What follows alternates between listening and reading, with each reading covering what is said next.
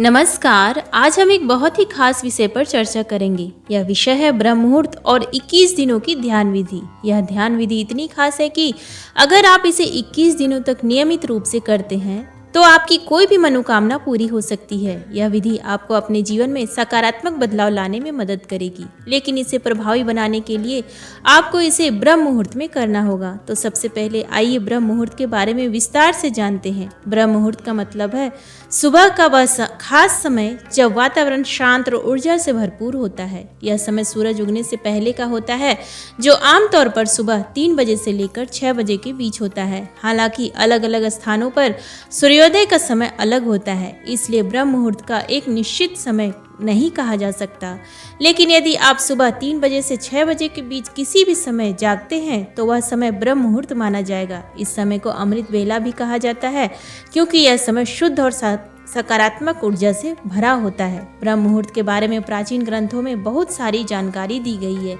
हमारे शास्त्रों में रात को 4 हिस्सों में बांटा गया है। पहला हिस्सा रुद्रकाल कहलाता है, जो शाम को 6 बजे से लेकर रात को 9 बजे तक रहता है। दूसरा काल राक्षस काल होता है, जो रात को 9 बजे से लेकर 12 बजे तक चलता है। तीसरा गंधर्व काल होता है, जो रात को 12 बजे से लेकर सुबह के 3 बजे तक रहता है।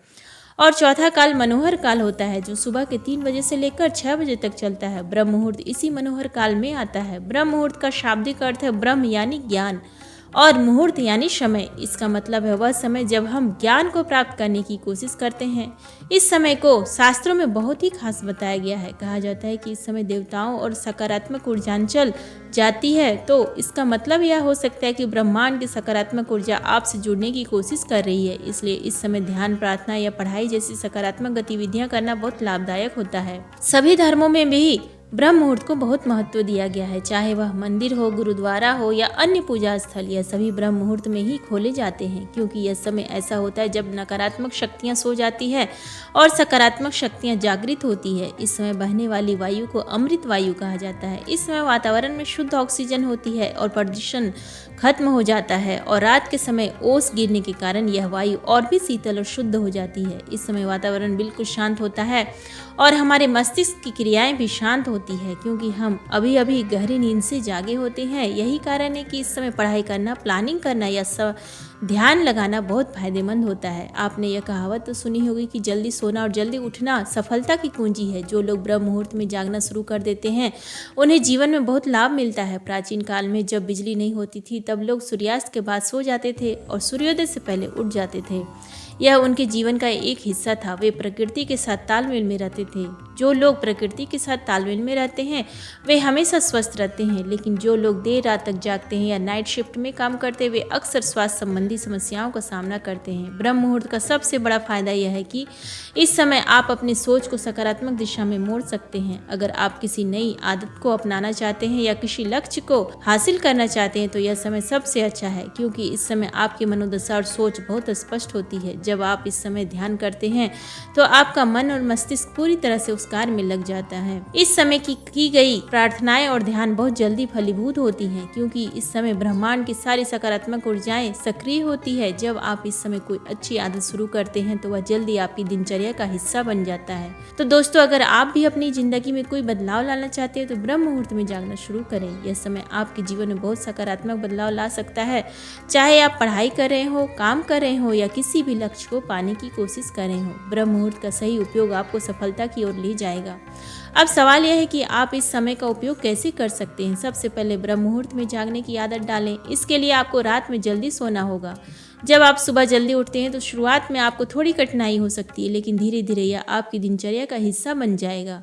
इसके बाद आप 21 दिनों की ध्यान विधि का अभ्यास शुरू कर सकते हैं। यह विधि बहुत सरल है। आपको बस एक शांत जगह पर बैठना है, अपनी आंखें बंद करनी है और गहरी सांस लेनी है। अपनी सोच को सकारात्मक रखें और अपनी मनोकामना को बार बार दोहराएं। जब आप इसे नियमित रूप से करेंगे तो आप देखेंगे कि आपकी मनोकामना पूरी होने लगी है। दोस्तों, अब तक आपने समझ लिया होगा कि ब्रह्म मुहूर्त का महत्व क्या है। अब बात करते हैं उस विशेष ध्यान विधि की जो आपकी कोई भी मनोकामना या इच्छा पूरी करने में मदद कर सकता है। इस विधि को 21 दिनों तक लगातार करना होता है और इसका सबसे अच्छा समय ब्रह्म मुहूर्त ही है। इसे केवल 10 मिनट प्रतिदिन करना है, लेकिन इसे पूरी तरह ध्यान और समर्पण के साथ करना जरूरी है। इस विधि को शुरू करने से पहले यह ध्यान रखना जरूरी है कि कुछ लोग इसे ना करें।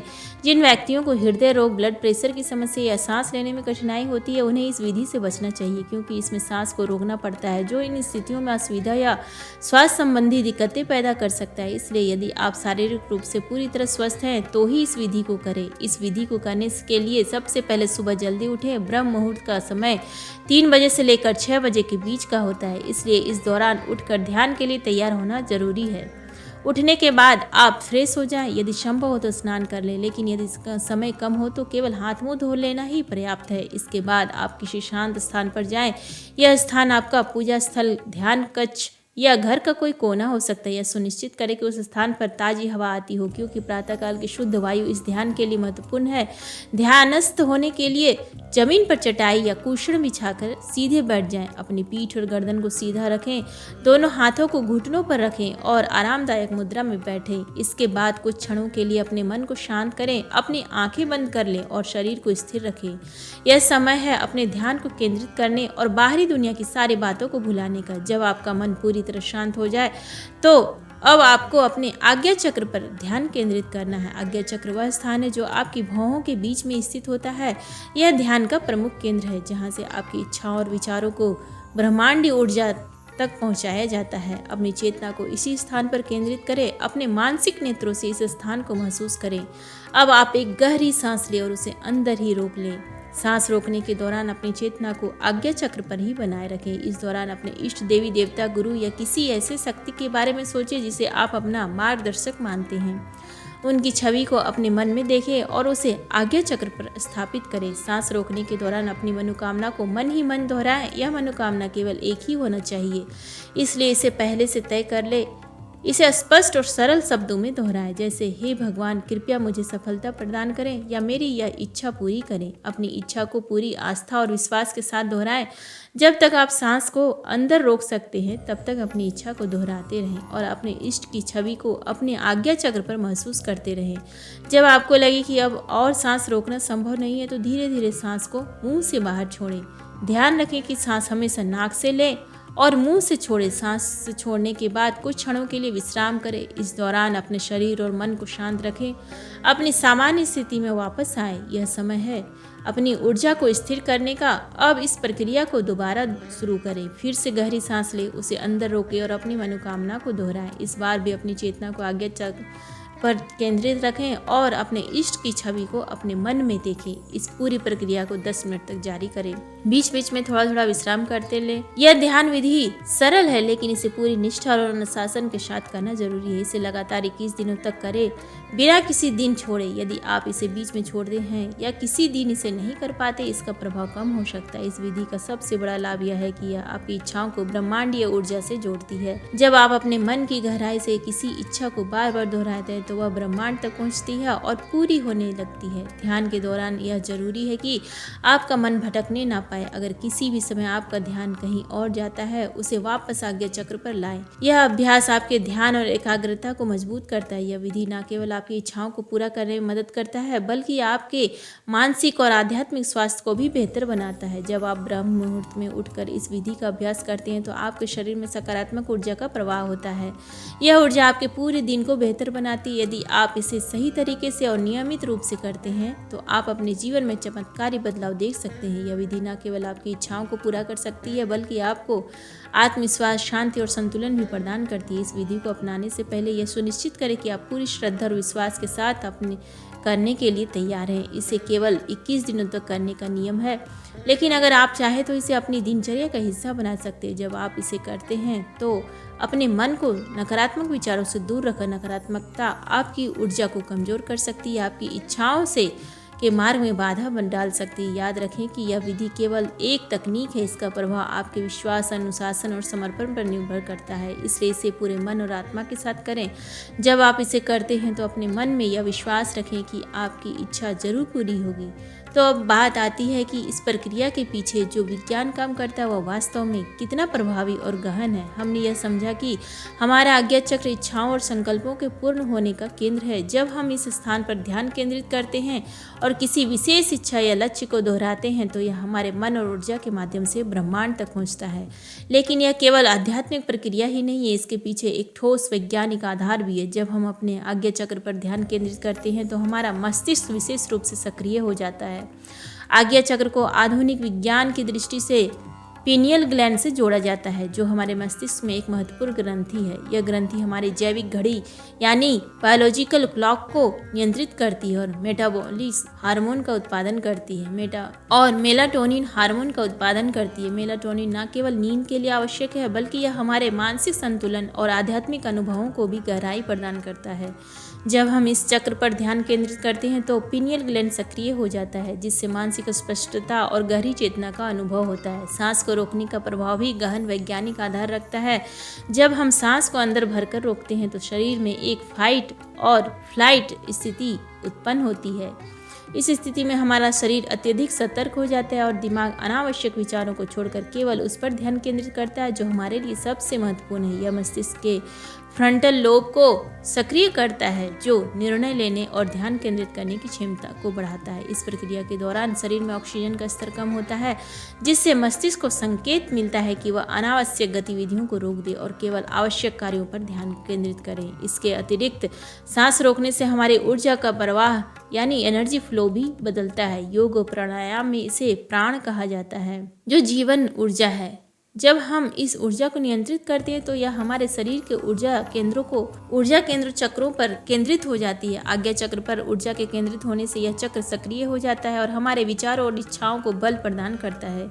तीसरी महत्वपूर्ण बात है हमारे अवचेतन मन यानी सबकॉन्शियस माइंड की भूमिका। अवचेतन मन हमारे मन का वह हिस्सा है जो हमारी आदतों, विश्वासों और गहरे विचारों को नियंत्रित करता है। जब हम किसी विचार को बार बार दोहराते हैं तो वह धीरे धीरे हमारे चेतन मन यानी कॉन्शियस माइंड से अवचेतन मन में प्रवेश कर जाता है। अवचेतन मन एक शक्तिशाली उपकरण है जो हमारे जीवन को आकार देने में महत्वपूर्ण भूमिका निभाता है। यह लॉ ऑफ अट्रैक्शन का मूल सिद्धांत है। लॉ ऑफ अट्रैक्शन के अनुसार हमारे विचार और भावनाएं ब्रह्मांड में तरंगों यानी वाइब्रेशन के रूप में प्रसारित होती है। यह ब्रह्मांड उन तरंगों का उत्तर है उसी प्रकार की घटना और अवसरों के माध्यम से देता है। जब हम किसी विचार को गहराई से अपने अवचेतन मन में उतार देते हैं तो वह विचार ब्रह्मांड तक पहुंचता है और हमारे जीवन में उसी विचार से संबंधित परिस्थितियों को आकर्षित करता है। इसी विधि का प्रभाव इसीलिए भी अधिक होता है क्योंकि हम इसे सुबह के समय करते हैं और सुबह का समय विशेष रूप से ब्रह्म मुहूर्त हमारे शरीर और मन के लिए सबसे शांत और सकारात्मक ऊर्जा से भरपूर पाया जाता है। इस समय हमारा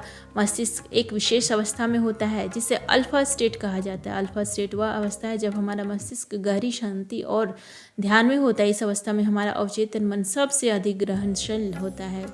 इसलिए इस समय के किए गए ध्यान और संकल्प का प्रभाव बहुत ही गहरा होता है। जब आप लगातार 21 दिनों तक इस विधि का अभ्यास करते हैं तो आप अपने अवचेतन मन को इस प्रकार प्रशिक्षित कर लेते हैं कि वह आपकी इच्छाओं और लक्ष्यों को ब्रह्मांड तक प्रभावी ढंग से पहुंचा सके। यह विधि आपकी ऊर्जा को सकारात्मक दिशा में केंद्रित करती है और आपके मन और शरीर के बीच संतुलन बनाती है। एक और महत्वपूर्ण पहलू यह है कि यह विधि आपको आत्मनियंत्रण यानी सेल्फ कंट्रोल सिखाती है। जब आप सांस को रोकते हैं और अपने विचारों को एक ही स्थान पर केंद्रित करते हैं तो यह आपके आत्मनियंत्रण और धैर्य को बढ़ाता है। यह आपको अपने जीवन के अन्य क्षेत्रों में भी अधिक अनुशासित और केंद्रित बनाता है। इस विधि का अनुसरण करते समय यह ध्यान रखना जरूरी है कि आप इसे पूरे समर्पण और विश्वास के साथ करें। अगर आपके मन में संदेह होगा या आप इसे आधे अधूरे मन से करेंगे तो इसका प्रभाव कम हो सकता है। इसलिए इसे करते समय अपने मन को पूरी तरह से सकारात्मक रखें और अपनी इच्छाओं को पूरा होने की मनोकामना करें। आखिरकार यह विधि केवल आपकी इच्छाओं को पूरा करने का साधन नहीं है बल्कि यह आपके जीवन को सकारात्मक, शांति और संतुलन से भरने का एक माध्यम भी है। इसे अपनाने से न केवल आपकी इच्छाएं पूरी होंगी बल्कि आप अपने जीवन में एक नई ऊर्जा और उत्साह का अनुभव भी करते हैं। यह विज्ञान और अध्यात्म का एक अद्भुत संगम है जो हमें यह सिखाता है कि हमारे मन और शरीर की शक्ति का यही सही उपयोग कैसे किया जा सकता है। जब आप इसे अपनाते हैं तो आप अपने जीवन के हर क्षेत्र में चमत्कारी बदलाव देख सकते हैं। इसलिए इसे एक साधारण अभ्यास ना माने, बल्कि इसे अपनी जीवन शैली का हिस्सा बनाएं। इसके गहरे लाभों का अनुभव करें। इस विधि के अभ्यास के दौरान ध्यान रखें कि इसे पूरी श्रद्धा और विश्वास के साथ करें। जब आप इसे सच्चे मन से करेंगे तो न केवल आपकी इच्छाएं पूरी होंगी, बल्कि आपका आत्मविश्वास भी बढ़ेगा। यह प्रक्रिया केवल इच्छाओं को पूरा करने का माध्यम ही नहीं है, बल्कि यह आत्मिक शांति और मानसिक संतुलन प्राप्त करने का मार्ग भी है। अपने जीवन के लक्ष्यों को स्पष्ट रूप से देख पाते हैं। यह विधि केवल एक प्रार्थना या ध्यान का अभ्यास नहीं है, बल्कि यह आपके भीतर छिपी शक्तियों को जागृत करने का माध्यम है। जैसे जैसे आप इस विधि को अपनाते हैं, आपको महसूस होगा कि आपके जीवन में छोटे छोटे चमत्कार होने शुरू हो गए हैं। आप अपने आसपास के माहौल में सकारात्मक बदलाव देखेंगे। यह सब इसलिए होता है क्योंकि आप अपनी ऊर्जा को सही दिशा में केंद्रित कर रहे हैं। अगर आप इस विधि का अभ्यास करते हैं और अपनी प्रार्थना को पूरे विश्वास और श्रद्धा के साथ करते हैं, तो यकीन मानिए आपके जीवन में चमत्कारिक बदलाव आने निश्चिंत है। लेकिन यह भी जरूरी है कि आप धैर्य रखें और अपने प्रयास को जारी रखें। कभी कभी परिणाम तुरंत नहीं दिखते, लेकिन इसका मतलब यह नहीं है कि यह विधि काम नहीं कर रही है। हर चीज़ का एक सही समय होता है और अगर आप सच्चे मन से प्रयास करेंगे तो आपकी इच्छाएं जरूर पूरी होंगी। अगर आपको आज की हमारी प्रस्तुति ने प्रेरणा दी है, तो आपको इसे समझने में मदद मिली है, तो कृपया करके आप हमें अपने विचार कमेंट में ज़रूर बताएं। आपके विचार और सुझाव हमें और बेहतर करने की प्रेरणा देता है।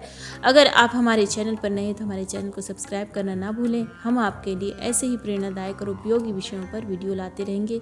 हमारा उद्देश्य है कि हम सभी के जीवन में सकारात्मकता और शांति लेकर आएँ। अंत में ध्यान और प्रार्थना के इस दिव्य मार्ग पर चलकर अपने जीवन को एक नई दिशा दें। सच्चे मन और निष्ठा से इस विधि को अपनाएं और अपनी इच्छाओं को पूरा करने के साथ साथ अपने जीवन को अधिक संतुलित और सुखद बनाएं। धन्यवाद। आपका दिन मंगलमय हो।